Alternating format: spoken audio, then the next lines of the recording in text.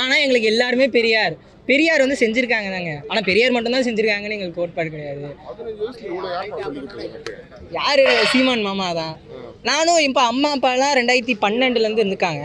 ஆனால் நான் ஏன் 2021 நான் வரேன்னா அப்போலேருந்து எனக்கு புரிதல் இல்லை. இப்போ தாவேக்கானர் அவங்க எப்படி ஒரு புரிதல் இல்லாமல் இருக்காங்களோ அந்த மாதிரி புரிதல் இல்லை. ஏதோ பேசிகிட்டு இருக்காங்க அப்படிங்கிற ஒரு இதில் தான் இருந்தேன். சரி என்ன தான் பேசுகிறாங்க எடுத்து பார்க்கும்போது தான் அதில் ஏகப்பட்ட கொள்கை. நீ ஒரு வேலை வாய்ப்பு இல்லாமல் நீ கஷ்டப்படும் போது என்னைய பாடுறா அப்படிங்கிறாங்க. அப்போது இந்த மாதிரி ஒரு வேலை இல்லை அப்படின்னா ஒரு தொழிற்சாலை வருது, தொழிற்சாலை வந்துச்சுன்னா வளத்தை அழிக்குது. வளத்தை அழிக்கிற தொழிற்சாலை ஏன்டா கொண்டு வரீங்க அப்படின்னு கேட்டால் உங்களுக்கு வேலை வாய்ப்பு வேணும்ல, அதுக்காக கொண்டு வரோம் அப்படிங்கிற ஒரு முன் காரணம். ஏன் நீ அதை கொண்டு வர?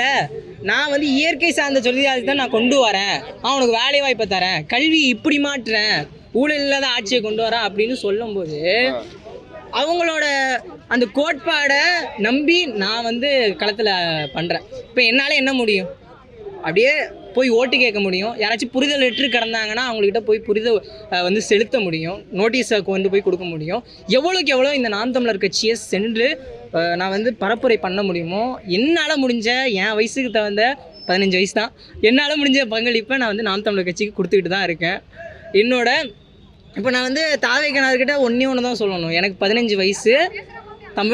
அதாவது நாம் தமிழரோட கட்சியோட கொள்கை தமிழ் தேசியம், கொள்கை தலைவர் பிரபாகரன், கோட்பாடு தமிழ் தாய் வாழ்க, தமிழர் பிரபாகரன் வாழ்க, இதுதான் சொல்றது. இப்போ உங்க ஸ்கூல் படிக்கிற பசங்கலாம் வந்து நான் தாவேக்கா அப்படின்னு சொல்லிட்டு இருப்பாங்க. நீங்க என்ன சொல்றீங்க? உங்ககிட்ட சண்டைலாம் வருமா? ஏன் விஜய் பண்றாங்கலாம் சொல்லுவானுங்களே.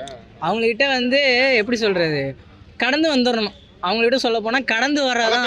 அந்த சண்டை வந்திருக்கா? கண்டிப்பா வந்திருக்கு. என்ன பண்ணீங்க அந்த சண்டையில? அந்த சண்டையில என்னன்னா சீமான் என்ன பெரிய ஆளா அந்த மாதிரி எல்லாம் வந்திருக்கும். அந்த அளவுக்கு சீமான் என்ன பெரிய ஆளா அவங்ககிட்ட மௌனமாக வந்தது தான். அலெக்சாண்டர் சீமான் மாமா சொன்னது அலெக்சாண்டர் சொல்லியிருக்காரு, இந்த மாதிரி ஒருத்தன் அவங்ககிட்ட வந்து சொல்கிறான்னா அவங்ககிட்ட நீ என்னத்தை காட்டணும், புன்னகையை காட்டுறான்னு சொல்லிட்டு போயிட்டாரு. சிரிச்சுட்டு போக வேண்டியதான். அவங்களுக்கு இருக்கிற அறிவு அவ்வளோதான். நமக்கு அறிவு இருக்குது, நம்மளுக்கு ஒரு லட்சியம் இருக்குது, நம்மளுக்கு ஒரு கோட்பாடு இருக்குது, அதை நோக்கி போயிட்டே தான் இருக்கணும். ரொம்ப பிடிக்கும். என்ன பிடிக்கும்னா இப்போ வந்து என்னன்னா ஒரு கொள்கை தலைவர், அவன் கொள்கை தலைவர் வச்சிருக்கான், யார் கொள்கை தலைவர்னு தெரியாம வச்சிருக்கான். ஆனா இவர் தாண்டா கொள்கை தலைவர், இவர் என்ன செஞ்சிருக்காரு, ஏது செஞ்சிருக்காரு.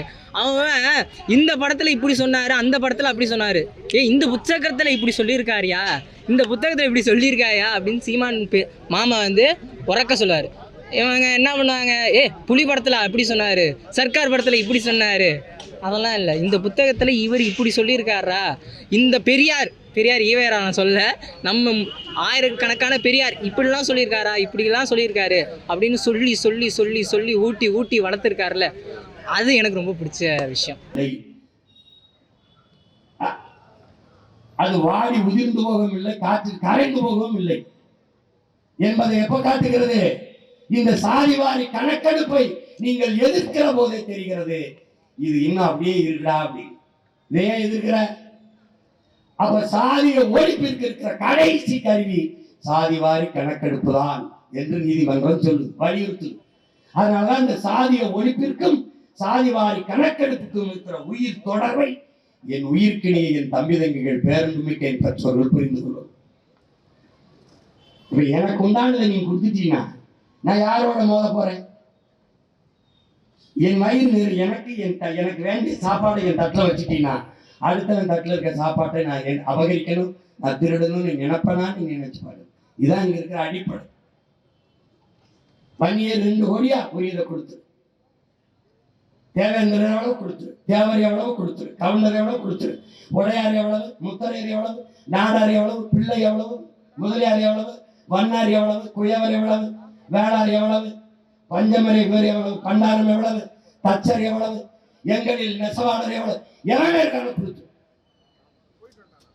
கன்னட செட்டியாரா கொடு, ரெட்டியாரா கொடு, நாயுடா கொடு, கூடு எண்ணி கொடு. அதை போலவே என் இன மக்கள் ஆந்திராவில் வாழ்கிறார்கள், கேரளாவில் வாழ்கிறார்கள், பீகாரில் வாழ்கிறார்கள். அங்கே என் இன மக்களுக்கு உரிய எண்ணிக்கைக்கான இடஒதுக்கீடு இடப்பகிர்வை பெற்றிருப்பா. இதான் சமூக நீதி. நாங்க ஏற்கனவே என்ன கொதிநிலையில இருக்கோம், என்ன கொதிநிலை இருக்கோம்? குருநானக் பிறந்த தினத்துக்கு இங்க விடுமுறை, மகாவீர் ஜெயந்திக்கு விடுமுறை. ஆனால் எங்கள் வள்ளுவ பெருமகனார், எங்கள் ஆதி மூதாதை உலக பொதுமறை வாழ்வியல் நன்னறி தந்த பெருமகனார் எங்கள் மறையோன் வள்ளுவ பெருமகனாருக்கு எந்த மாநிலத்திலே அது பொது விடுமுறை விட்டுருக்கியா? இல்லை.